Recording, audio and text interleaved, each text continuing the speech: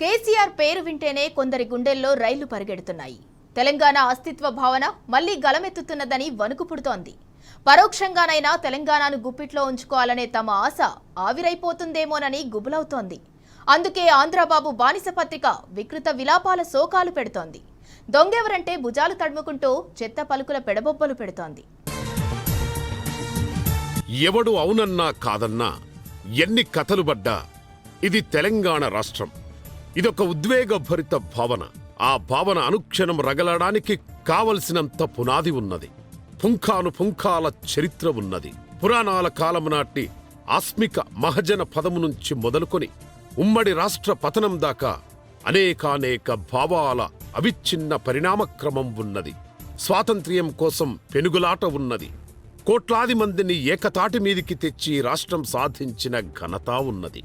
ఇవాళ ఎవడికో ఆ పేరు విని ప్యాంటు తడుస్తుందని తెలంగాణ భావనను తుడిచేలా బీజాలు వేయాలనుకుంటే అది కుదరదు.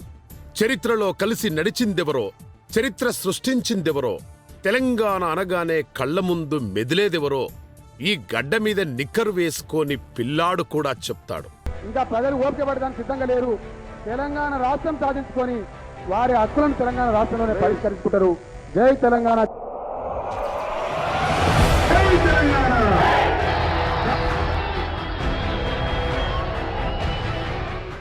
పక్క రాష్ట్రపు కుట్రబాబులకైనా వారి బంట్లకైనా ఇక్కడ తేల్చి చెప్పేది ఒక్కటే: మీ జాగీరా అనే హక్కు. ఈ జాగీరు కన్నబిడ్డకే ఉంటది తప్ప వలస వచ్చి విషపాములా బలిసిన వారికి లేదు. బరాబర్ ఇది మా జాగీరే. తెలంగాణ బిడ్డలకు మాత్రమే చెందిన జాగీరు. మా చెమట, మా రక్తం, మా శ్వాస, మా ధ్యాస అన్నీ కలగలిసి మాకిచ్చిన జాగీరు. బల్లగుద్ది చెప్తాం, ఢంకా బజాయించి చెప్తాం. తెలంగాణ అంటే కేసీఆర్. ఇది పీపుల్స్ డెఫినేషన్. ఓర్వలేని శక్తులు ఎప్పుడూ కేసీఆర్ను, తెలంగాణను విభజించి చూపించడానికి కుట్రలు చేశాయి, భంగపడ్డాయి, ఇంకా ప్రయత్నిస్తూనే ఉన్నాయి. అయినా వాటికి సిగ్గన్నది రావట్లేదు. వాస్తవానికి తెలంగాణ రాష్ట్ర సాధన కోసం 60 ఏండ్లుగా ఎందరో ప్రయత్నించారు. కొందరు పదవులకు ఉద్యమాన్ని తాకట్టు పెట్టారు. అయితే వారెవరినీ ప్రజలు పూర్తిగా ఓన్ చేసుకోలేదు.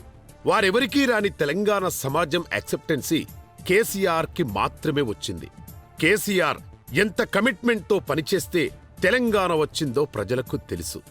ఎన్ని లక్షల తిట్లు తిన్నాడో, ఎన్ని అవహేళనలను ఎదుర్కొన్నాడో, ఎన్ని కుట్రలను ఛేదించాడో, ఎన్ని తుఫాన్లను ఢీకొట్టాడో, ఎంత తపన పడ్డాడో తెలంగాణ బిడ్డలకు తెలవనిదా? ఏనాడైనా కేసీఆర్ విసిగిపోయి కాడిపారేస్తే ఏమైతది? అసలు తెలంగాణ వచ్చేదా? ఇవాళ ఎవరికో తెలంగాణ అంటే కేసీఆరా, బీఆర్ఎస్సా అనే డౌట్ రావడం అవివేకం కాదా?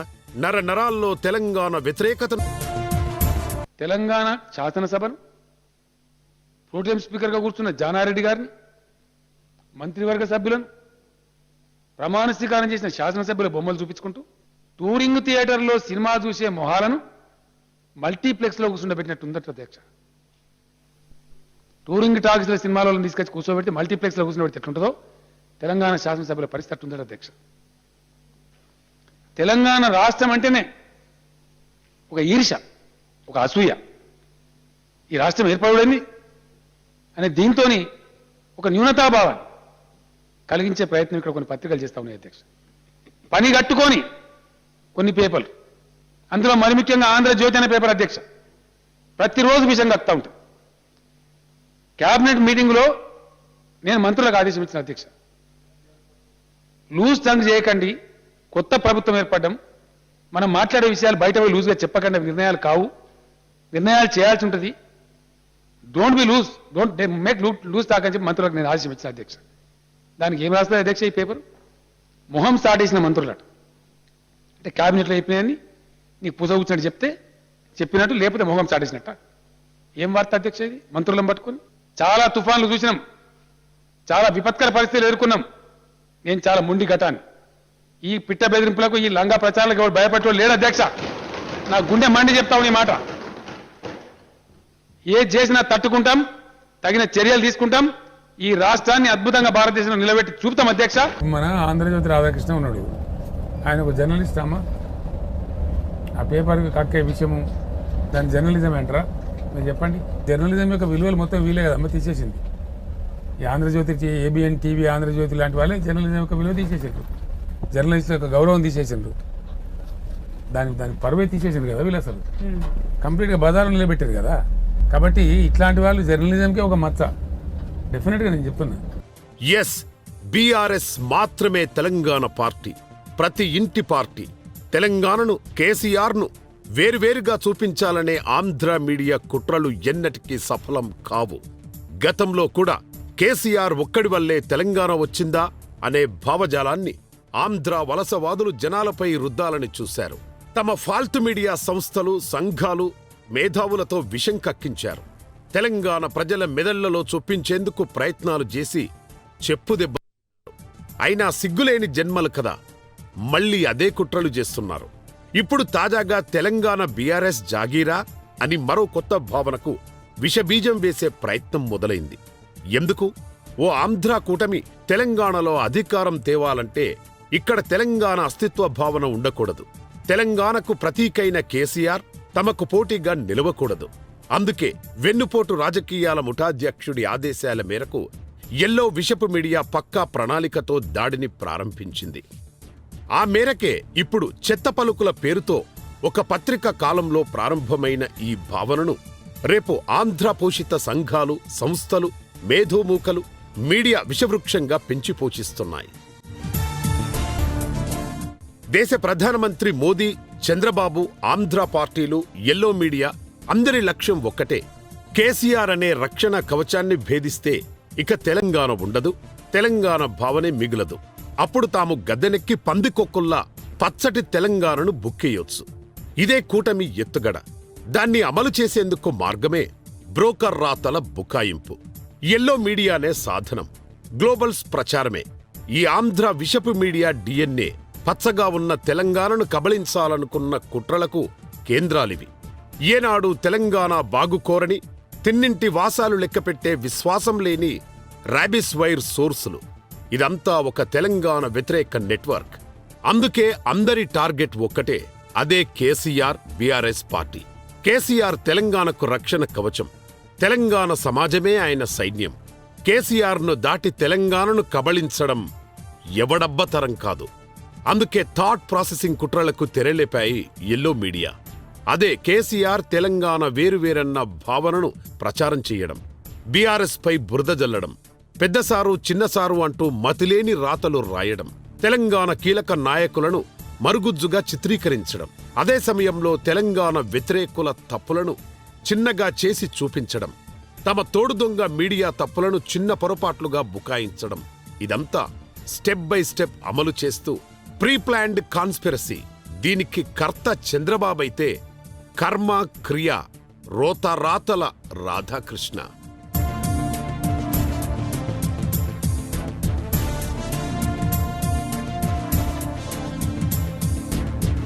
తమ పత్రిక తెలంగాణ ఉద్యమాన్ని తలకెత్తుకుందట, తెలంగాణ ఉద్యమానికి ఊపిరి పోసిందట, దానికి శ్రీకృష్ణ కమిటీ సర్టిఫికేట్ కూడా ఇచ్చిందట. ఇది రాధాకృష్ణ సిగ్గు ఎగ్గులేని బుకాయింపు. ఇంతకంటే ఆత్మవంచన ఉంటుందా? శ్రీకృష్ణ కమిటీ రిపోర్టులో ఈ ముక్కలెవరైనా చూశారా? ఉన్నమాట చెప్పాలంటే తెలంగాణ వారితో కూడిన తెలంగాణ వ్యతిరేకుల కూటమి ఆ పత్రిక. అసలు తెలంగాణ ఉద్యమం నాటి నుంచి తరచి చూస్తే ప్రతి తెలంగాణ వ్యతిరేక కుట్రలకు రచనా సహకారం ఆంధ్రజ్యోతి రాధాకృష్ణదే. వెన్నుపోటు పొడుస్తూ నేను నీ శ్రేయోభిలాషనని బుకాయిస్తూ రంకెలేయడం రాధాకృష్ణ నైజం. ఇప్పుడు కూడా పచ్చ మీడియా కుట్రలపై తెలంగాణ సమాజం భగ్గుమనగానే తేలుకుట్టిన దొంగల గగ్గోలు పెడుతున్నాడు. తేనెపూతల సిరాల మాటున తన విషపు పాళీని దాచెయ్యాలని తెగ బొంకుతున్నాడు. చంద్రబాబు ఉస్కో అన్నాడో లేక గద్దెపై తమ ఏజెంటు ఉన్నాడనే ధైర్యమో కొన్నాళ్లుగా ఏబిఎన్ రాధాకృష్ణ వాచలత అన్ని హద్దులు దాటింది. బీఆర్ఎస్ నాయకులు ఆంధ్ర మీడియా అనే వాదాన్ని తెరపైకి తెస్తున్నారంటాడు. ఎవరు తీసుకొచ్చేదేంటి? అనుక్షణం మీ రాతలు రోతలతో మీకు మీరే ఆంధ్ర మీడియాగా ప్రకటించుకుంటున్నారు కదా. అక్కడి మీడియాగా మీరు లేబుల్ వేసుకుంటున్నారు. పెద్దసారు చిన్నసారుకు వ్యతిరేకంగా కథనాలు వస్తే తెలంగాణ అస్తిత్వం ఎందుకు ప్రమాదంలో పడుతుందనేది బూతు జ్యోతికి వచ్చిన డౌట్. అసలు పెద్దసారు చిన్నసారుకు వ్యతిరేకంగా మాత్రమే ఆంధ్ర మీడియాలో కథనాలెందుకు వస్తున్నాయి? రాష్ట్రంలో ఇన్ని పార్టీలు, ఇంతమంది నాయకులు ఉండగా వాళ్ళందరినీ వదిలేసి తెలంగాణ ఇంటి పార్టీపైనే ఎందుకు ఆంధ్ర కుట్రల కత్తులు దాడికి దిగుతున్నాయి? వ్యక్తిత్వ హవన కథనాలు ఎందుకు రాయలేదు? తెలంగాణ ఉద్యమం అయిపోయిందని ఎన్నిసార్లు చంకలు గుద్దుకోలేదు? రాజ్యసభలో తెలంగాణ బిల్లు వచ్చిన రోజు కూడా తెలంగాణ రాదని అత్యాశ వ్యక్తం చెయ్యలేదా? తెలంగాణ భాష, యాస, సంస్కృతితో పాటు ఆఖరికి తిండిపై కూడా విషం చిమ్మిన నీచ పాత్రికేయం చేసింది ఆంధ్రజ్యోతి కాదా? తెలంగాణ సమాజానికి ఇదంతా గుర్తులేదనుకుంటున్నారా? తెలంగాణ వాళ్లు ఇతర ప్రాంతాల్లో నివసించడం లేదా? కేటీఆర్ కవితలు అమెరికాలో ఉద్యోగాలు చేశారు. కేటీఆర్ గుంటూరులో చదువుకున్నారు. జగదీష్ రెడ్డి కుమారుడు మరో దేశంలో చదువుకున్నాడు అంటూ రాధాకృష్ణ నీలుగుడు రాతలు రాశాడు. నిజమే, వాళ్లే కాదు, కోట్లాది మంది తెలంగాణ వాళ్లు విదేశాల్లో చదువుకున్నారు. అమెరికా, ఆస్ట్రేలియా నుంచి మొదలుకొని మస్కట్, దుబాయ్ వంటి ప్రాంతాల్లో కూడా పనులు చేసుకుంటున్నారు, ఉద్యోగాలు చేస్తున్నారు. అయితే వారెవరూ తెలంగాణలో తిష్టవేసిన కొందరిలా తమ బతుకునిచ్చిన ప్రాంతాన్ని నాశనం చేయాలని కుట్రలు చెయ్యలేదు. తాము నివసించే ప్రాంతాన్ని, వారి భాషను, వారి సంస్కృతిని అవహేళన చేసి మాట్లాడలేదు. మిడతల దండులాగా మీదపడి స్థానికుల ఉద్యోగాలు కాజేసి ఆ ప్రాంత ప్రజలను వలస పాలు చెయ్యలేదు. వాళ్ల నీటికి ఎసరు పెట్టి నదులు మళ్లించుకోలేదు. మిగులు నిధులు కాజేసి తమ ప్రాంతం బ్యారేజీలు మరమ్మతులు చేసుకోలేదు. కాళ్లకు చెప్పులు లేకుండా వచ్చి కోట్లు కొల్లగొట్టలేదు. ఎక్కడుంటున్నారో, ఎక్కడ ఉద్యోగాలు చేసుకుంటున్నారో అక్కడి చట్టాలను, నిబంధనలను తూచ తప్పకుండా పాటించారు. అక్కడి ప్రజల్లో కలిసిపోయారు. వాళ్లను గౌరవించారు. వాళ్ల నుంచి గౌరవం పొందారు. బతకడానికి వచ్చారు అనే మాట వెనక ఉన్న భావం అది. మంది మీద పడి బతికే మూకలకు అన్ని వ్యవస్థల్లో వైరసుల్లా చొరబడి తమకనుగుణంగా చట్టాలు, ఆదేశాలు చేయించుకునే దోపిడీదారులకు ఇప్పటికీ అర్థం కాదు. రాధాకృష్ణ ఎన్ని చెత్త పలుకులు పలికినా ఆయన మీడియా రాతల రోతలేంటో తెలంగాణ సమాజానికి బాగానే తెలుసు. ఏనాడు తెలంగాణ బాగు గురించి ఆలోచించని పచ్చ పాతపు కలం వైరస్లు ఆయన సంస్థలు. ఎక్కడిదాకో ఎందుకు? బనకచెర్ల ప్రాజెక్టు వల్ల తెలంగాణకు జరిగిన నష్టంపై విషజ్యోతి పత్రికో, ఛానలో ఏమైనా కథనాలు రాసిందా? తెలంగాణ నీళ్లను అక్రమంగా దోచుకుపోవాలన్న చంద్రబాబు కుట్రలకు మద్దతుగా వార్తలు వడ్డించిందా? రేవంత్ తప్పుడు లెక్కలు చెబితే అయ్యో అది తప్పు అని చెప్పగలిగిందా? సిగ్గు లేకుండా అదే తప్పుడు లెక్కలను శీర్షికలు పెట్టిందా? కేటీఆర్ పై హీనాతిహీనమైన కథనాలు రాసిన మీడియా సంస్థపై నిరసన తెలిపితే తెలంగాణ బీఆర్ఎస్ జాగీరా అని అడిగాడు రాధాకృష్ణ. మరి ఏపీలో చంద్రబాబును ఏదో అన్నారని పలు మీడియా సంస్థలపై దాడులు చేస్తే రాధాకృష్ణ ఇలాగే స్పందించాడా? ఏం చంద్రబాబు, ఏపీ మీ అయ్య ఖర్జూరా నాయుడు జాగీరా అని ఇదే ఏబిఎన్ ఆంధ్రజ్యోతి ఎందుకు ప్రశ్నించలేదు? అప్పుడు రాధాకృష్ణ జర్నలిజానికి దమ్ములేదా? ఎన్నికల్లో గెలుపోటములు సహజం. మరి కేసీఆర్ను తెలంగాణ జనం మట్టి కరిపించారట, బుద్ధి తెచ్చుకోవాలట. ఇవే చెత్త పలుకులు కదా రాధాకృష్ణ రాసింది. మరి 2019లో జరిగిన ఎన్నికల్లో చంద్రబాబు పార్టీకి వచ్చిన ఓట్లెన్ని, సీట్లెన్ని? 23 ఎమ్మెల్యేల సీట్లు. ఎంపీ సీట్లయితే 0 గదా. మరి అప్పుడు చంద్రబాబును ఏపీ జనం దవడ పగలగొట్టి మట్టి కరిపించారని, చంద్రబాబు అహంకారానికి ఇది చెంపపెట్టు అని శీర్షికలు పెట్టాడా? ఇకనైనా చంద్రబాబు సిగ్గు తెచ్చుకోవాలి అని ఏమైనా కొత్త పలుకులు రాశాడా? ఇంతకంటే రాధాకృష్ణ వెన్నుపోటు పాత్రికేయానికి ఇంకా ఉదాహరణలు కావాలా? 2023లో స్కిల్ డెవలప్మెంట్ స్కామ్లో చంద్రబాబును, అప్పటి ఏపీ సీఎం జగన్ను జైల్లో పెట్టినప్పుడు రాధాకృష్ణ పాత్రికేయం ఎలా ఏడ్చిందో మనం చూడనిదా? హైదరాబాదులో ఆందోళనలు వద్దన్నందుకే ఆంధ్ర ప్రజల మనోభావాలు దెబ్బతిన్నాయని కాలంల నిండా పచ్చటి కన్నీరు కార్చలేదా? మరి చంద్రబాబేమైనా ఆంధ్ర అస్తిత్వానికి ఏకైక ప్రతీక? ఆయనేమో ఆ రాష్ట్రం కోసం ప్రాణత్యాగానికి సిద్ధపడ్డాడా? అప్పటి చెత్త పలుకులన్నీ కులకంపు పెడబుబ్బలు కాదా? అంతెందుకు, ఏపీ కోసం విరాళాలు సేకరించిన రాధాకృష్ణ గత 11 తెలంగాణ ప్రజల కోసమో, రైతుల కోసమో ముందుకొచ్చాడా?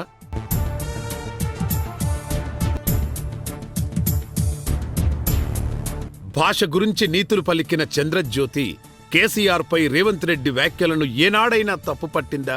పేగులు మెడలేసుకునే రండా వ్యాఖ్యలను శీర్షికలుగా పెట్టిన దిక్కుమాలినతనం ఎవరిది? మోదీతో తమ బాస్ చంద్రబాబుకు బెడిసి కొట్టగానే ఏకంగా మోదీ వ్యక్తిగత జీవితం, భార్యపై కూడా దిక్కుమాలిన శీర్షికలు పెట్టలేదా? అసలు ఇవాల్టి థంబ్నెయిల్ సైకో పాత్రికేయాన్ని సృష్టించిందే ఆంధ్రజ్యోతి కాదా? విలువలు లేని శీర్షికలు పుట్టిందెక్కడ? వీటికి శ్రీకారం చుట్టిందే బంటుగారి పత్రిక. ఏ వదురుబోతు ఏది వాగితే అదే శీర్షికగా తగిలించి తాటికాయంత అక్షరాలతో వెయ్యలేదా? ఈ శాడిస్ట్ తరహా జర్నలిజానికి తెరతీసిందే చంద్రజ్యోతి. ఇవాల్టి ఇంకా ఆ రోగం పోలేదు. దానికి మందొక్కటే, కీలెరిగి వాత పెట్టడం. ఇది తెలంగాణ సమాజానికి బాగా తెలుసు.